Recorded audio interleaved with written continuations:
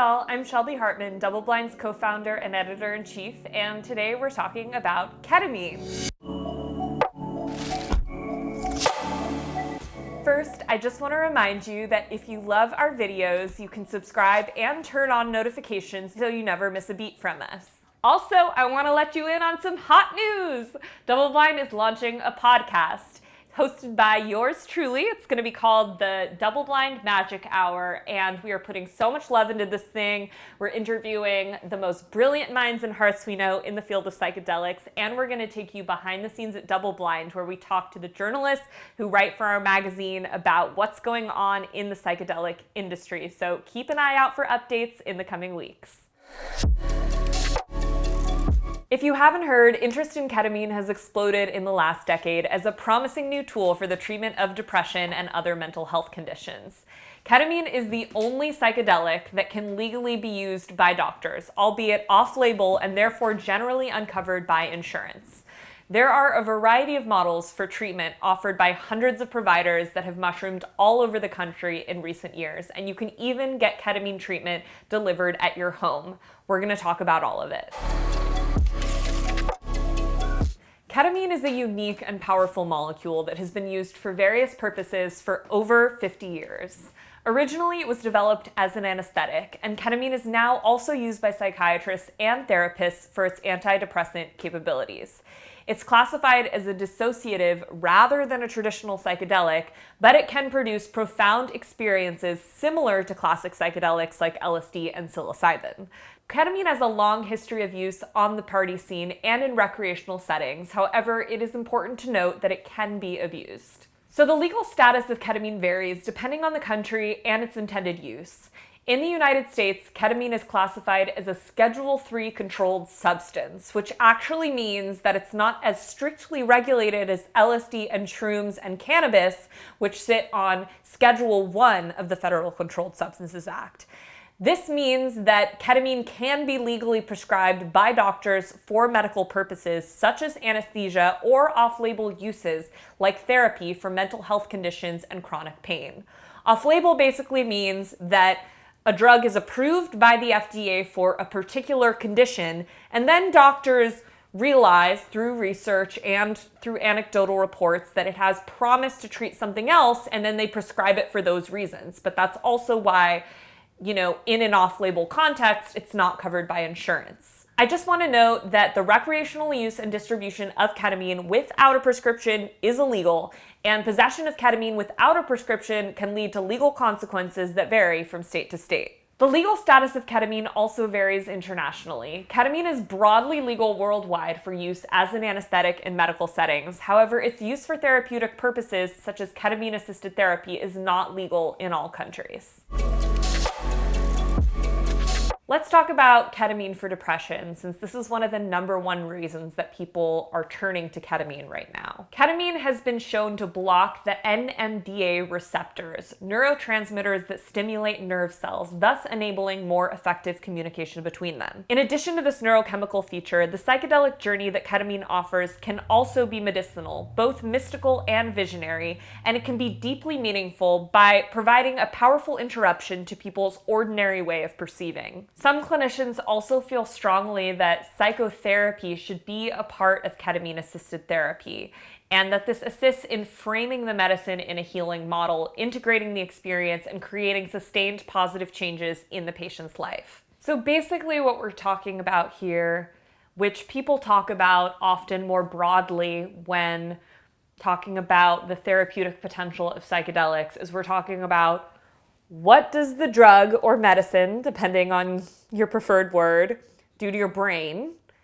And to what degree is the healing received from the experience about sort of the thoughts, revelations, and emotions that you have while under the influence of the drug or medicine? So this happens with shrooms, LSD, ayahuasca. It also happens with ketamine. And there is disagreement in the psychedelic research community, so to speak, about this. So much so that some drug development companies are actually trying to develop psychedelics that sort of alter your brain chemistry but take the trip out of the drug. While others say, well, that's absolutely ridiculous because it's not just about, what the psychedelic does to your brain. It's also about the actual experience that you have on the psychedelic and how you integrate those revelations into your life. But depending on the clinician or the therapist's outlook, that's going to determine the degree to which they're going to recommend to you that you just do the ketamine, or you kind of do the ketamine within a greater framework of, you're going to prepare for the experience, you're going to talk about your intentions, you're going to have the experience with the support of a therapist, and then you're going to spend that time afterwards sort of integrating what came up for you when you were under the influence of ketamine. Now, I'm going to get a little personal here and say that last year, for the first time, I decided to try a series of ketamine infusions. I did 6 infusions via IV in a clinic over 2 weeks, and I was amazed by how psychedelic this experience was.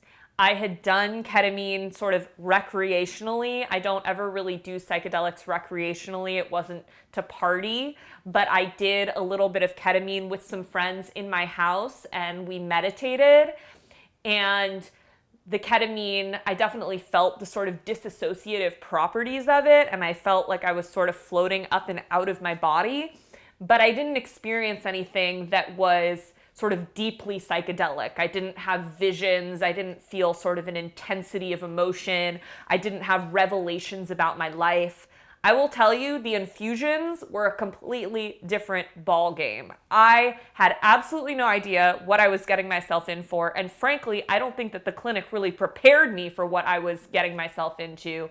And the second infusion that I had, I kid you not, I turned into a blue blob. No, I didn't see a blue blob. I became a blue blob, and then I melted in the middle of the clinic floor. I also had experiences under the infusions where I gave birth to myself, and then I gave birth to my future child.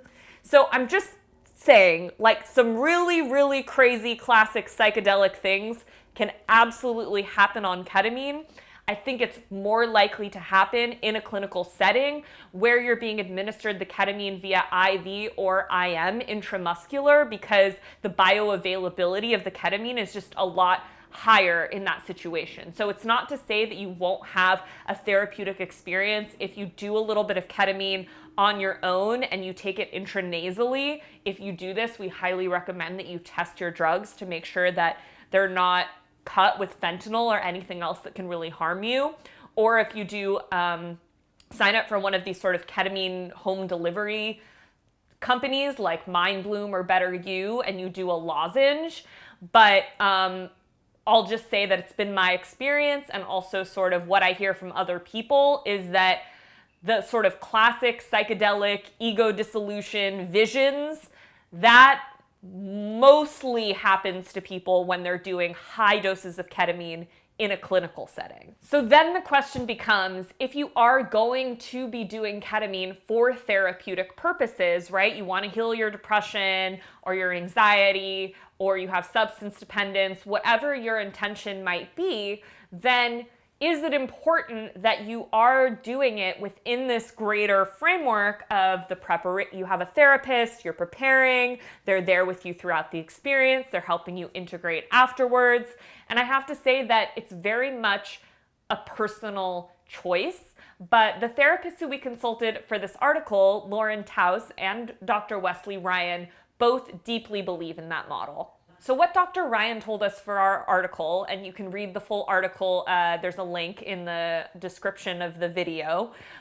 He said it's not ketamine by itself, it's ketamine with psychotherapy. So the point is to make sure people are motivated to participate in the whole process before getting a ketamine session. And this is something that you'll hear from folks who practice with ayahuasca, who practice with shrooms, who practice with LSD. You can't just trip and expect your life to change. You have to be committed to the whole process, which begins with setting an intention and integrating after the experience ends.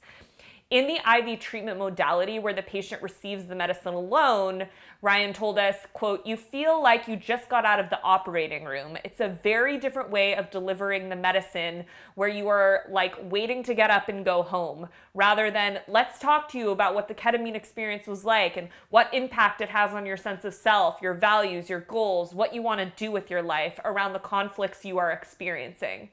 I will say that when I did ketamine in the clinic, there was not therapy that was included as a part of this. So they did ask me if I had a therapist. They said that it was a good idea. They encouraged me to work with someone, but they weren't making sure that I was doing that. And basically, I was dropped off by a loved one at the clinic.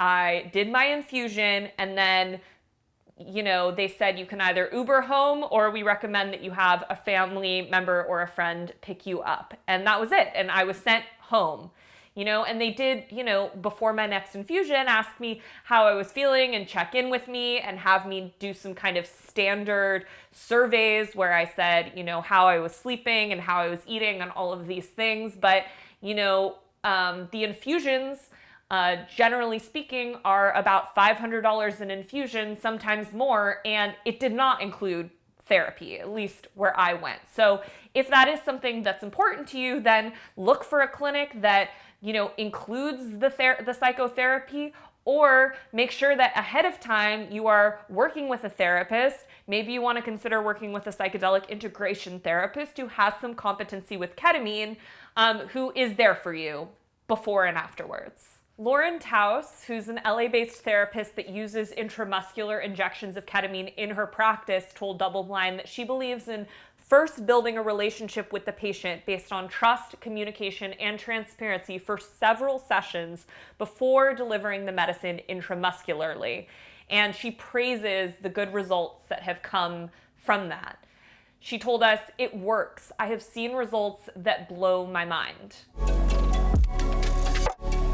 I just want to take a minute to address the difference between doing intramuscular ketamine versus doing IV ketamine. When I went into the clinic and I did IV ketamine, basically, if you've ever had an IV drip, right? You've ever had anesthesia or you've had an IV drip because of dehydration or anything else in a hospital or a clinic, like you know what that is.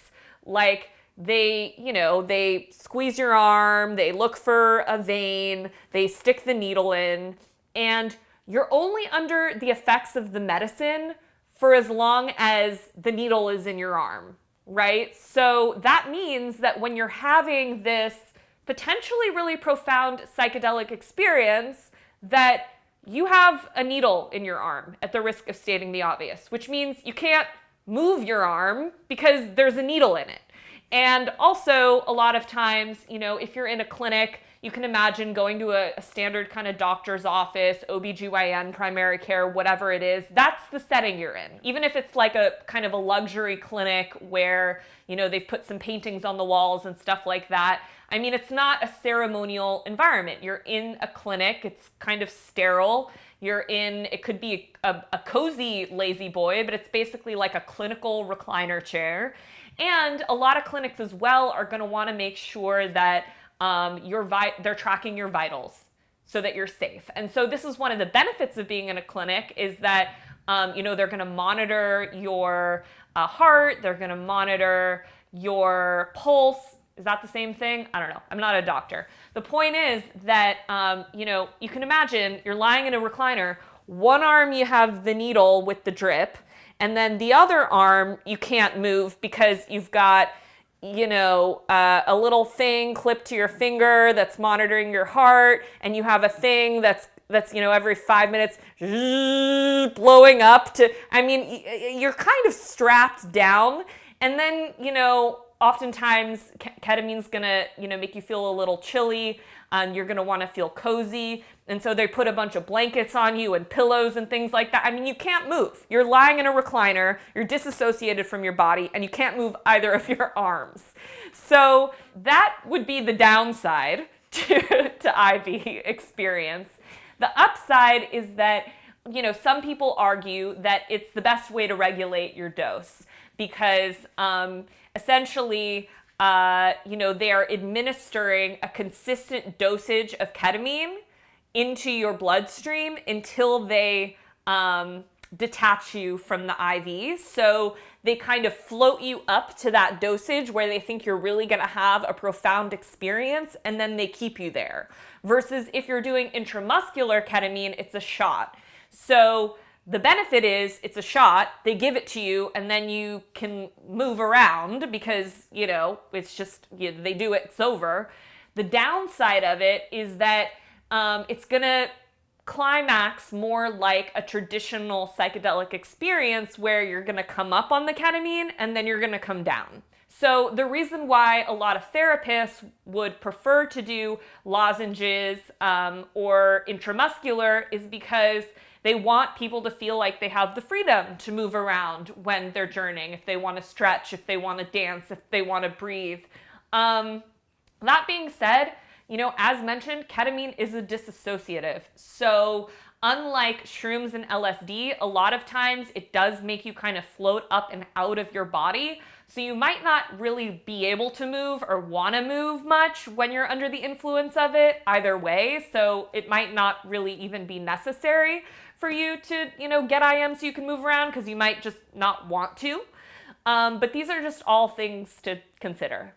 So if you've been watching these videos for a while, I hope that you're finding them helpful. Thank you so much for supporting our work at Double Blind. And I just wanted to let the folks of you who don't know that we started Double Blind because we are deeply passionate about educating people on how to safely and respectfully embark on a journey with psychedelics for healing and growth if that's something that they want to do. And we began as a print magazine, which is still our baby, and it comes out twice a year. And we also help hundreds of thousands of people with free education like these videos and the articles on our website.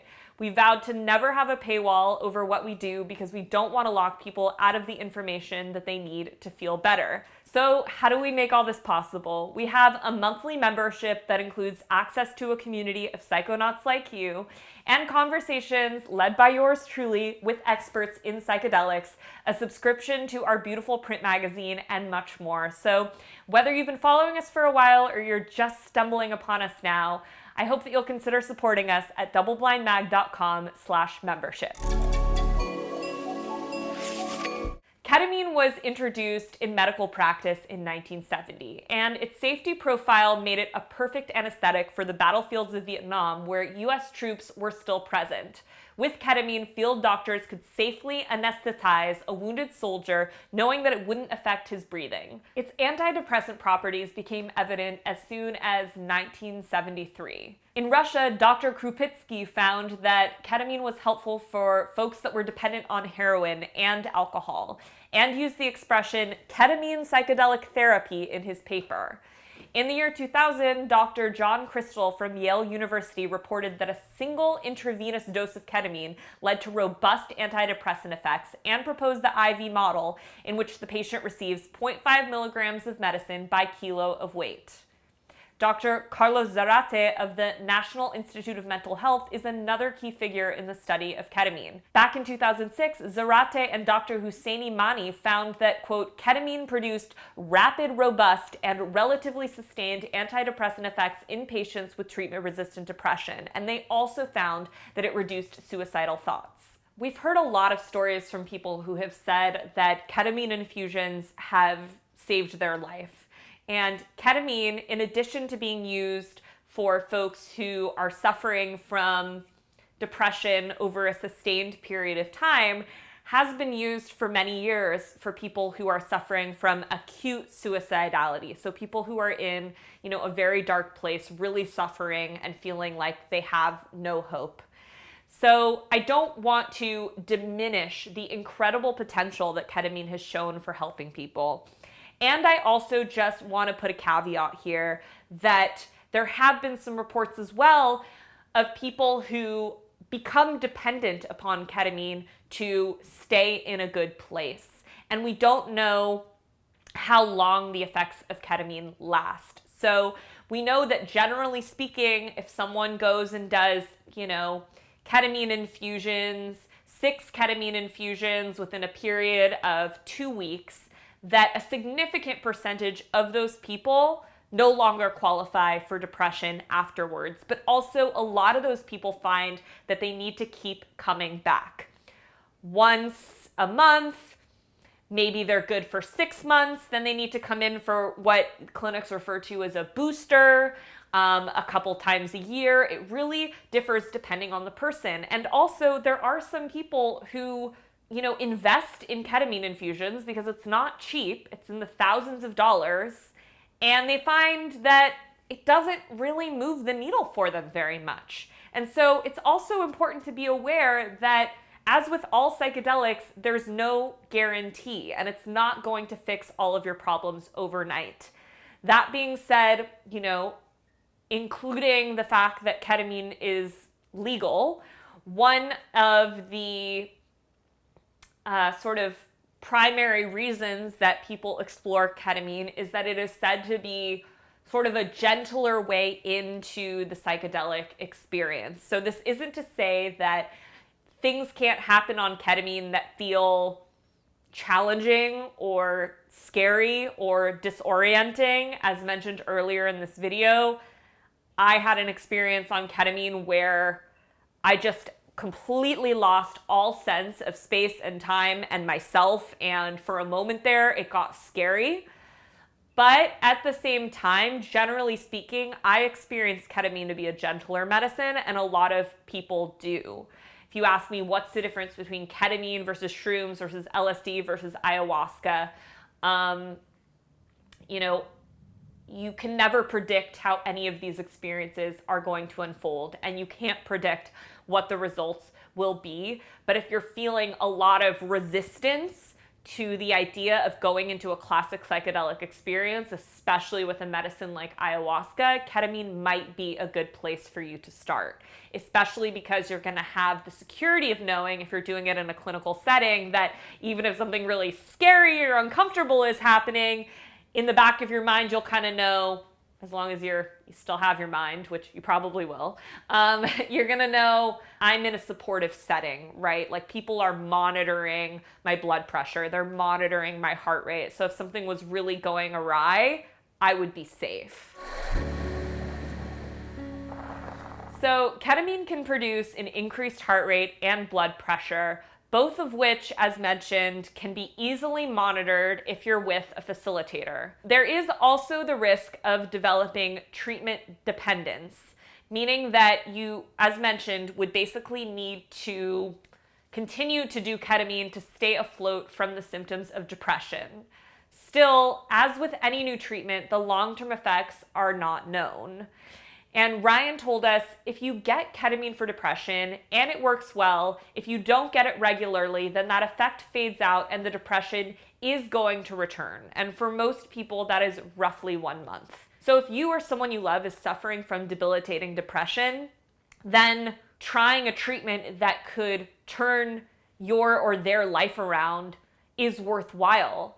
It could also be worth exploring if you or a loved one is on an SSRI and it's helping with the depressive symptoms, but it's also affecting your life in other ways that are negative, like it's affecting your sex drive, or it's just making you feel kind of numb to the general spectrum of emotion that you used to feel.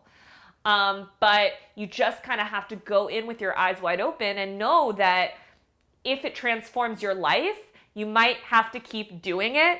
And unfortunately, at this time, being in a practice of regularly doing ketamine in a clinical setting is not only expensive, but it's a pretty big time commitment, because like a lot of other doctors' offices, ketamine clinics are usually not open on weekends, from my experience. They're open Monday through Friday, 9 to 5. And you're not only committing to the ketamine experience itself, which is, 45 minutes or an hour, but also you can't drive yourself. And the clinic, if they're doing this responsibly, is going to make you hang around for about, an hour or so afterwards to make sure that you've landed. So I'm not saying it's not worth doing, but I am saying that you kind of have to consider the full scope of what the commitment is that you're making. Some doctors have voiced concerns over possible habituation and cognitive problems related to ketamine. For example, Dr. James Moreau of the Econ School of Medicine at Mount Sinai said that questions remain about ketamine's long-term safety and effectiveness, and given that ketamine has a history of abuse, doctors and patients must consider the threat of dependence. He said, "We think the risk is low, but it's probably not zero, particularly if it gets scaled up." In this model, the ketamine psychedelic experience is induced in the patient through a singular intramuscular injection. A session lasts around 3 hours, and according to Lauren Taus, for her, in her modality, she says, "The first hour looks like a traditional therapy session. I do some intention setting and ask for permission in resistance areas. In the second hour, they will receive the medicine. I work in higher doses to provoke a powerful interruption of the ordinary mind. The patient, quote, will have a complete break from this reality and have experiences in a separate reality, which when held in a good container can allow for a softened return and an ability to have a more joyful and embodied experience." For 45 to 75 minutes, the patient remains blindfolded, listening to curated music through a headset, so this makes it a lot like a clinical psilocybin experience. And after that time, Taus removes the music and encourages the patient to remain in position to maintain an inner perspective. Then she begins the integration work with the aim of turning the experience into a positive, sustained life change. Let's talk for a moment about ketamine nasal sprays, because these are growing in popularity both clinically and recreationally. A ketamine nasal spray is basically exactly what you think it is. It's a liquid solution containing ketamine for easy absorption through the nasal mucosa. Now, you might have heard that the FDA approved a nasal ketamine delivery device created by the pharmaceutical company Janssen as a treatment for major depressive disorder and treatment-resistant depression. It's called Spravato. Some doctors prescribe it to their patients and have a compounded pharmacy prepare it, but it's also not something that you can take at home. Spravato is generally administered in a clinical setting where you can be supported by a medical professional should you need it. Doctors can also prescribe to their patients a ketamine nasal spray that costs a fraction of what Spravato costs, and Taus believes it has a higher potential for abuse and therefore does not prescribe it to her patients. You may or may not have heard that a growing number of companies are mailing ketamine to patients for depression and other mental health conditions. Now, this is something that was made possible during the pandemic, during COVID, because there was a change in telehealth laws. And essentially, the way that this works is that you submit a form through a company like Mindbloom, Better You. There's a number of them right now. And then you are put in touch generally with someone on their staff who reviews your medical history with you, talks to you about why you want to have this experience, and if they decide that you are a good candidate for this therapy, then you receive a box of ketamine lozenges in the mail. And most of these companies also are providing resources for education, preparation, integration. So it's definitely not as robust as what, Lauren Taus and other therapists are providing when you go into their office and you spend sort of multiple sessions talking with them, and then they sit with you throughout the whole experience. A lot of these companies are basically providing like sort of virtual on-demand educational resources. So they have pre-recorded videos that are like, "Hey, thanks for signing up for our ketamine lozenge program, and this is how you take it, and these are some things you should consider."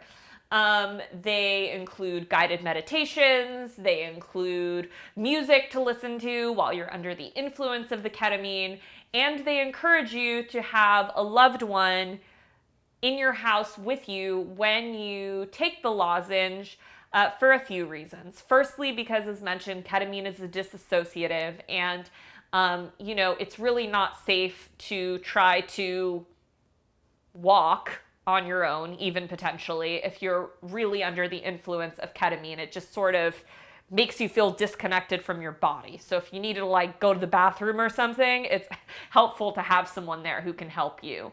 It's also because, like other psychedelics, ketamine can bring all kinds of things to the surface, and it's not necessarily recommended, especially if you don't have a lot of psychedelic experience, to do something like this by yourself. The benefit is accessibility. So typically the lozenges are gonna run you probably less than $1,000 for 6 lozenges. It could be as low as a few $100s. It's not cheap, but it's a lot cheaper than the infusions or IM, which is gonna cost thousands and thousands of dollars.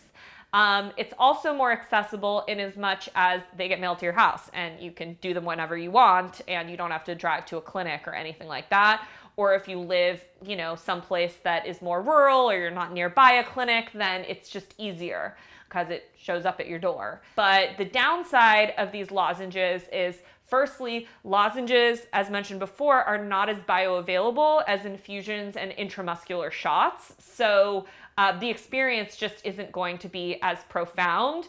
And also, if like Lauren Taus, you really believe in the importance of having someone professional there to support you before, during, and after, well, the guided meditations and things are helpful, but it's just not nearly as robust as having someone there with you by your side throughout the whole experience. If you are really interested in trying ketamine, you are suffering and you don't have the money to try infusions, or you don't know where to go or something like that, then it could be worth exploring ketamine lozenges. But it's just important to understand what kind of the pros and cons are. And you might find that you need to, go into a clinic and do infusions or IM to really get the benefits, the full benefits of ketamine therapy. A lot of people also combine lozenges with infusions and IM. So as mentioned before, if you go into the clinic, then they're gonna have you do probably 6 sessions. And then afterwards, people oftentimes need sort of like booster sessions. So sometimes what clinicians will recommend is come in for the first, 6 infusions into the clinic. And then after that, you could try switching over to lozenges if you don't have the money long term to just be doing infusions, or you don't have the time to be going into the clinic, every month or every 3 months, or whatever cadence you find is important for you to maintain your mental health. So that's also something that you could talk to your clinician about is, if I do the infusions and then I want to keep going with ketamine, but I don't want to come back into the clinic, like, can you prescribe me with lozenges, or what do you think about me at that point, applying to, one of these ketamine lozenge companies and continuing my treatment that way.